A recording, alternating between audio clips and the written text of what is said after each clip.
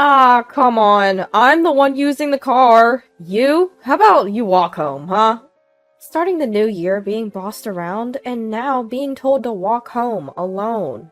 The heartless man standing in front of me, embarrassingly, is my husband, and chuckling behind him, that's his mom and sister.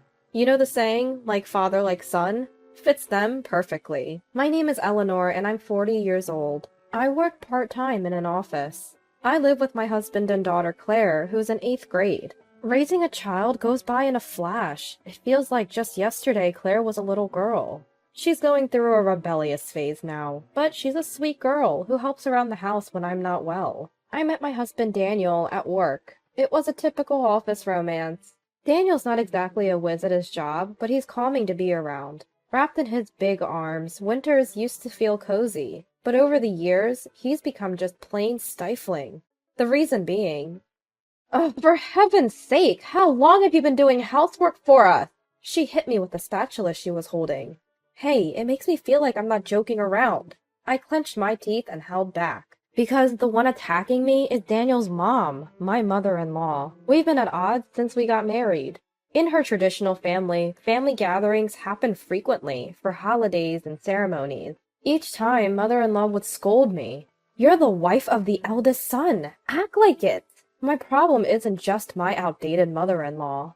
Hey, Eleanor. There's also my sister-in-law, who snacks on the fried chicken I prepared for everyone. Are you kidding me? I had a kilo of chicken. She a monster or what?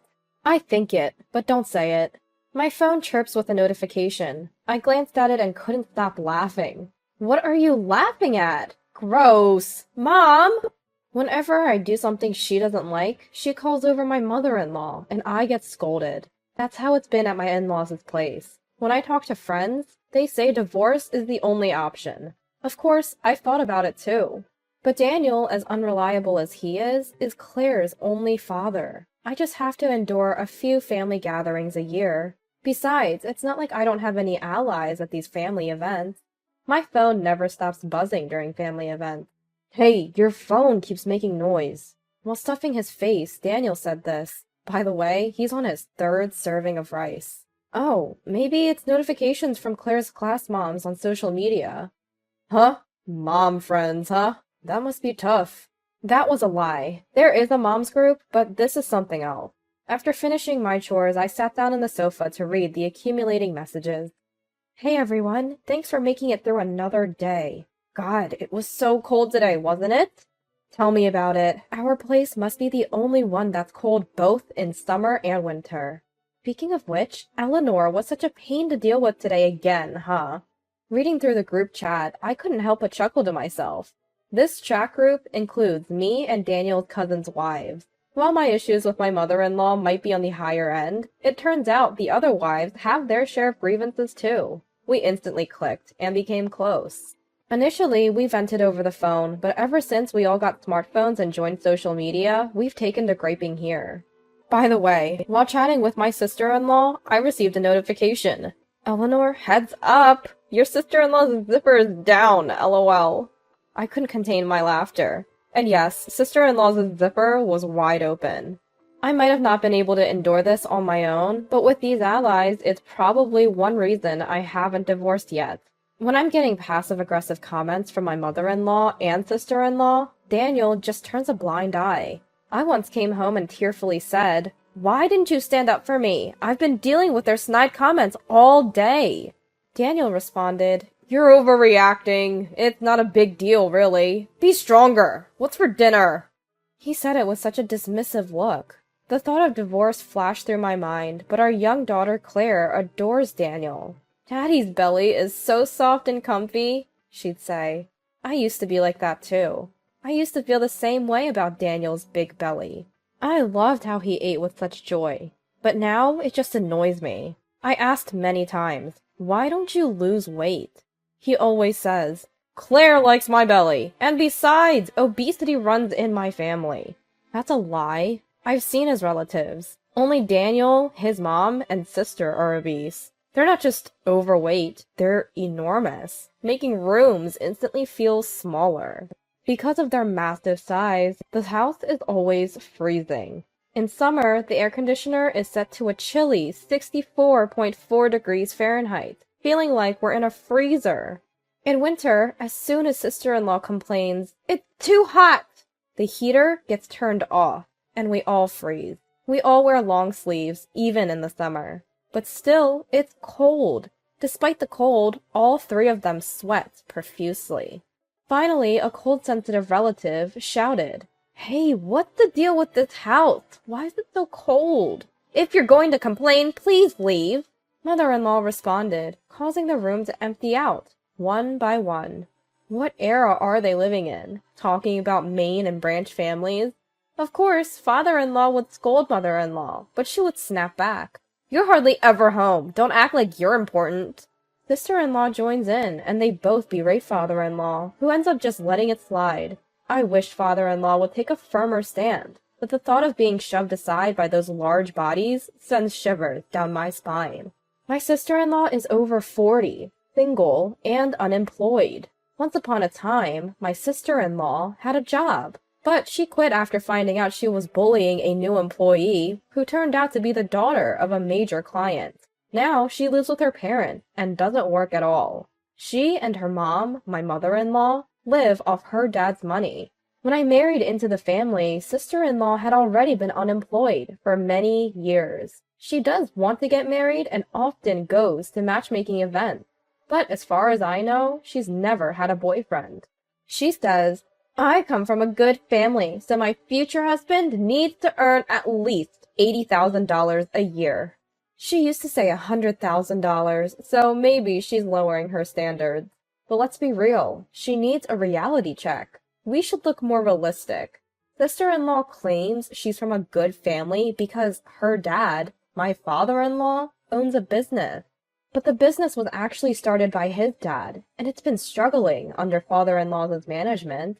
It seems that grandfather-in-law had a knack for business, but that talent didn't pass down to father-in-law.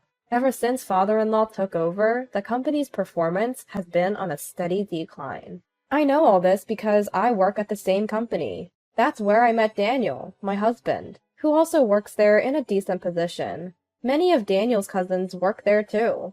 My parents also own a small business. It's just them and a few relatives, but they're doing okay. They had me late in life and have always treated me like a treasure. Now they adore our daughter Claire, who prefers my parents over my in-laws. Mother-in-law doesn't seem to like that. "Is Claire spending New Year's at your parents' again?" Mother-in-law asks. "Yeah," I reply. Daniel sighs and says, "Ugh, don't you think that's weird? Normally people spend New Year's with their paternal family." Then he says something unforgivable. "Well, your parents are old. They don't have much time left." I said such a terrible thing. It's true, my parents are nearing 80, much older than Daniel's. Daniel's parents, who married young, are quite a bit older than him, but they're still spry and sharp as tacks. When I once asked them, "Isn't it time to enjoy your golden years?"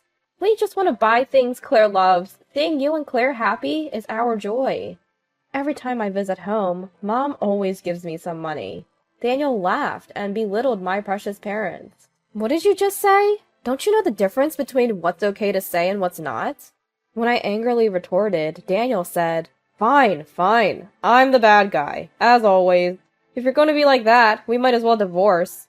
Then he stormed out of the house. The nerve of him. He better be prepared.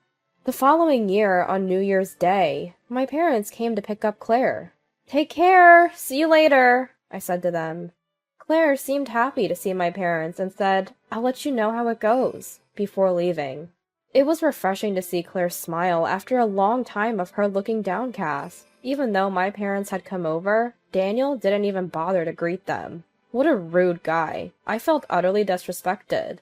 After a while, Daniel came out of his room, and we headed to his parents' house. We haven't spoken since that incident. I don't understand why Daniel is mad, but I'm glad we're not talking. Lately, the only thing I've heard from him is, "Seconds, please." When I ignored him, he clicked his tongue and slammed the rice cooker shut. "Stop taking it out on objects," Claire chimed in. "Yes, stop it."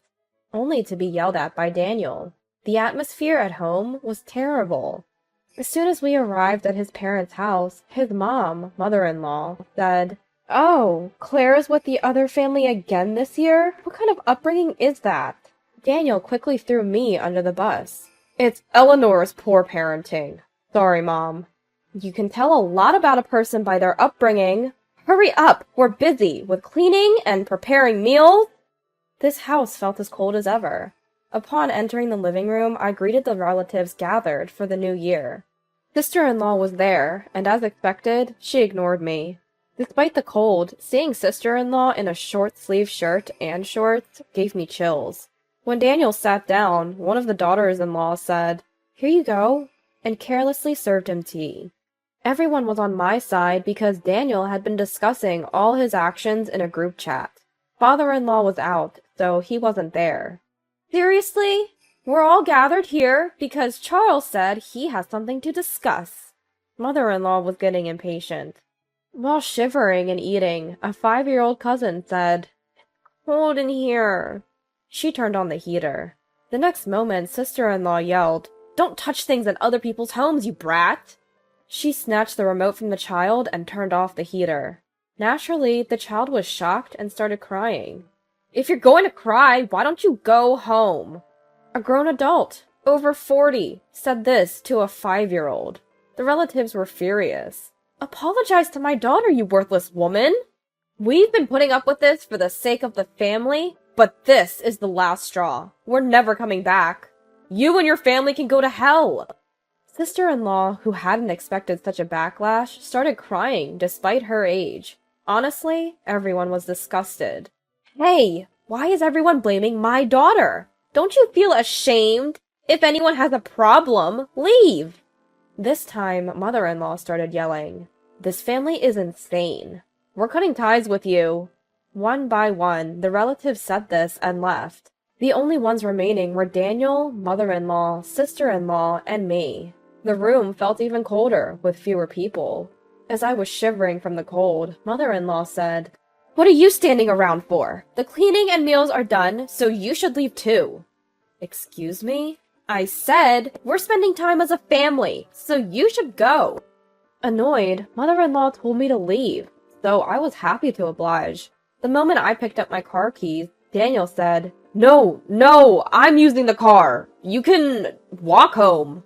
Daniel was unbelievable. He must be trying to annoy me because he doesn't like my recent behavior. They were all watching me, expecting me to cry, with smug smiles on their faces.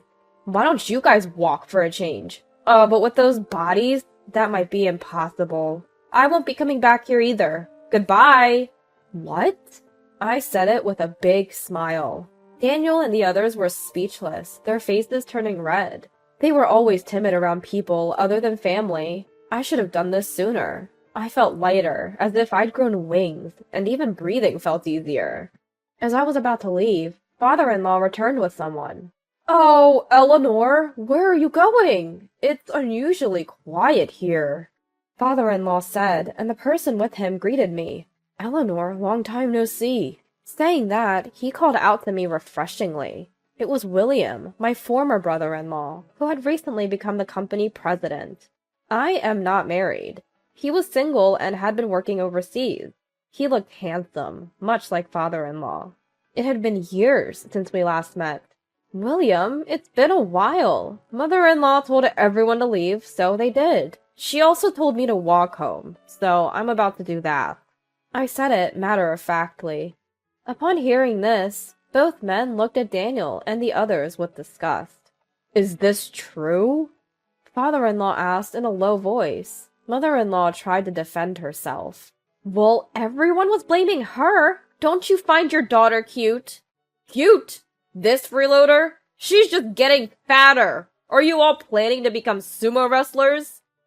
I'd never seen father-in-law so angry in the many years I'd been married into this family. I wished he'd scolded these hopeless people sooner. I even felt resentful toward him. Well, it doesn't matter to me anymore. I'm leaving now, and just so you know, I'm divorcing you. Do whatever you want. I glared at Daniel as I said this. He glared back, clearly unhappy.